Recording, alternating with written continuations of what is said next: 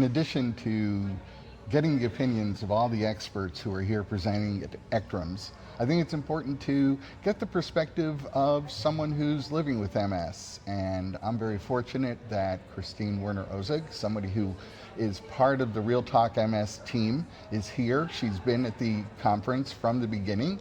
What caught your eye at ECTRIMS 2025?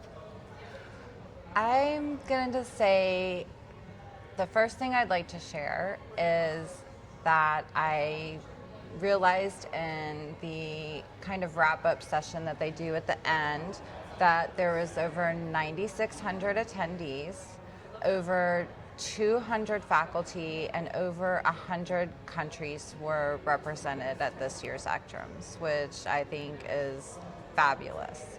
And like we've shared before, there are so many presentations and so many abstracts that we're not going to be able to cover them all.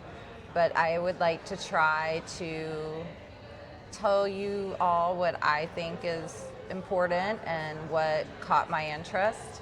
One of the things I also noticed is when the researchers shared their outcomes, whenever they told us about a trial or a study that included people with MS, the first thing they always did at the end was thank the participants. That was the number one thing they did, and they did it sincerely, and they really, really care about the people with MS that participate in their studies. It's very important to them because without people like us participating, they don't have research and they can't create meaningful outcomes for people like me and our listeners. We went to a lot of presentations. We heard a lot of science. What impressed you the most? So the first session, Professor Maria Pia Amato from Italy shared what I thought was fantastic, which is about cognitive symptoms in MS and how they're often silent. And she called upon clinicians to assess and treat cognitive issues in MS at the same level as physical symptoms. And I thought this was fantastic to hear as somebody who has MS and has cognitive issues. I thought this was just wonderful to hear somebody call on this and say this out loud. She also called for some standards and protocols and biomarkers and how we can measure cognitive dysfunction, and also look at how we incorporate some cognitive outcomes into clinical trials.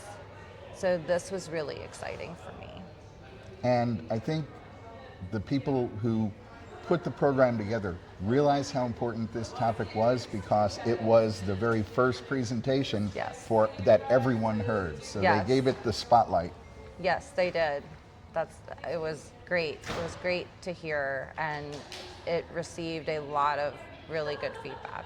Yeah, well, I think it's a funny thing. Cognitive issues are a serious component of living with MS.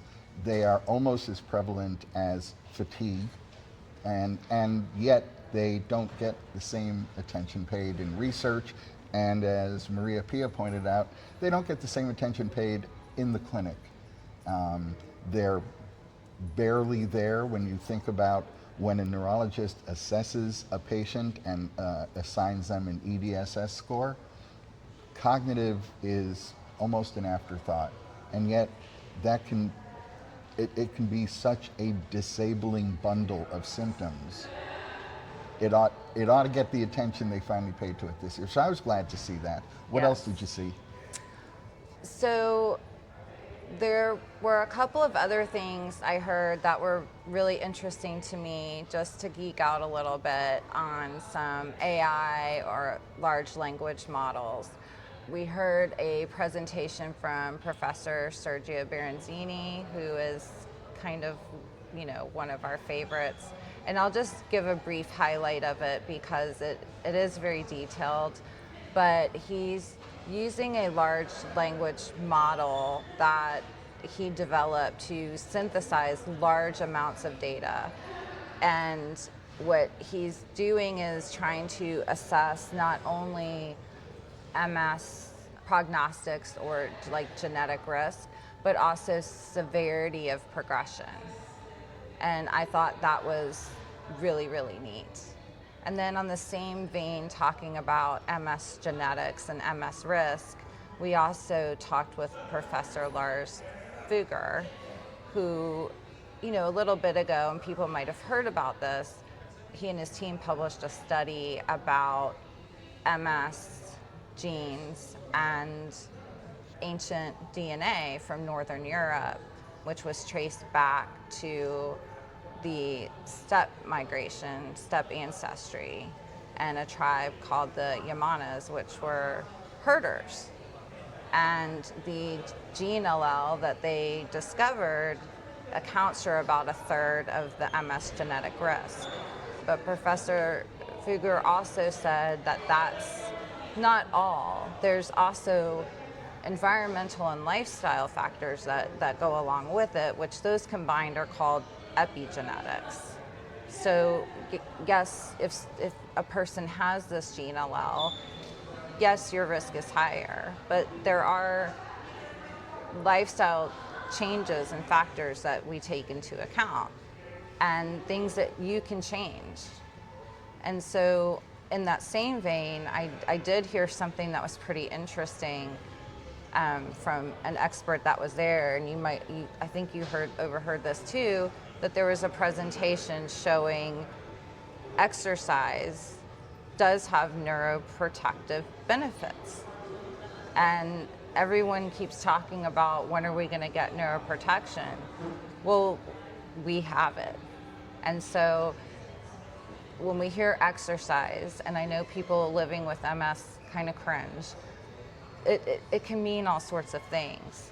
So taking a walk, yes, but the expert we spoke with also talked about how if people use mobility aids or are unable to take a walk, there's also other movements people can do, like hand cycling or chair yoga or chair Pilates or other types of exercise. But it's just the studies are showing more and more that any kind of movement is neuroprotective.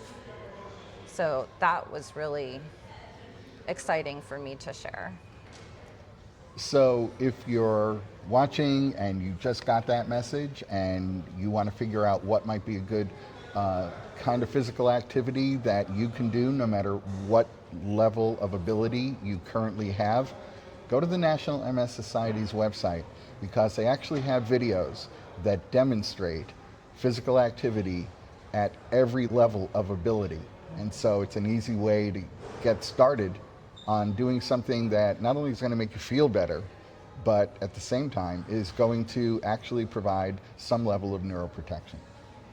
Yeah, and on that kind of same path with brain health and neuroprotection, there is the study that I kind of briefly saw at the end when they do like the clinical highlights and scientific highlights that talked about metabolites and gut health. And it was a study about processed foods and looking at specific metabolites that come from processed foods and how people with MS that ate a lot of processed foods and had these metabolites circulating actually had worse MS outcomes. And we will actually have a little more about diet and MS from a great person that we interviewed at ECTRIMS. Absolutely, Professor Caroline Pott. And one other person I was very impressed with was the Charcot Award winner, Professor Ludwig Kappos.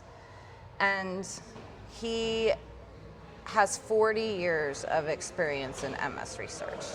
And that just blew my mind. And he's been involved in helping to get approved every single MS DMT we have today. Right. So he walked us through the history of MS clinical trials and when they started, going back to the 1960s, when we really didn't have clinical trials for MS.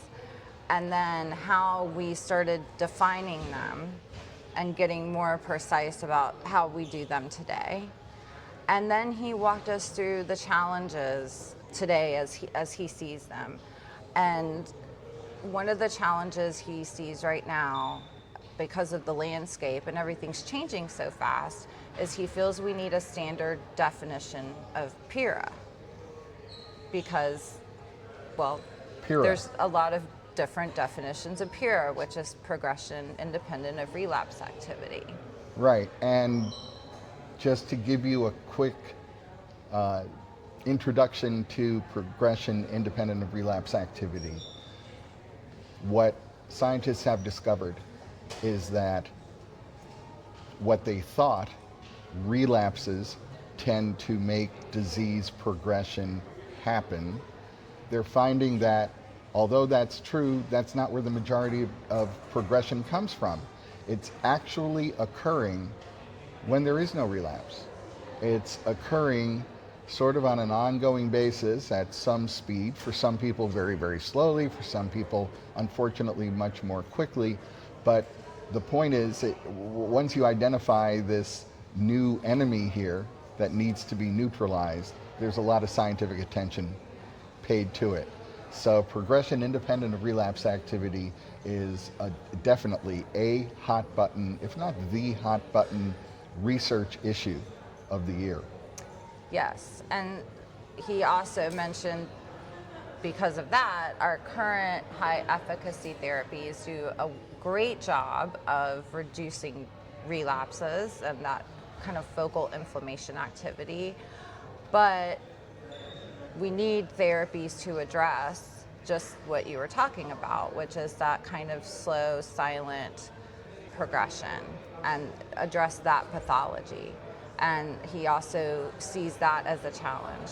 He also called for revising our clinical trials and the way they're designed. So that, I kind of took note, that was the second person doing a very large lecture with a very large audience, calling to look at how we're designing and the different outcomes and endpoints and the way we conduct clinical trials. So I thought that was very interesting. And those changes aren't rapid changes, but they're necessary. They'll happen over time. They almost have to. The more scientists learn about MS, the more precise they can be in designing clinical trials to really reflect the things they already know and to test those hypotheticals that they want to learn more about.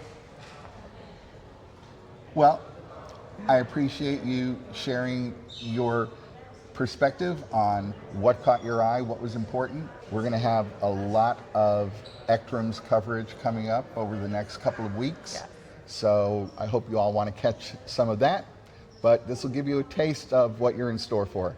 Information on progression independent of relapse activity, conversations about cognitive dysfunction, about the efficacy of some of the disease-modifying therapies that are already in use today. They're learning a lot more about them. So we've got a whole bunch of stuff to cover. This is kind of the first step. Thanks for watching.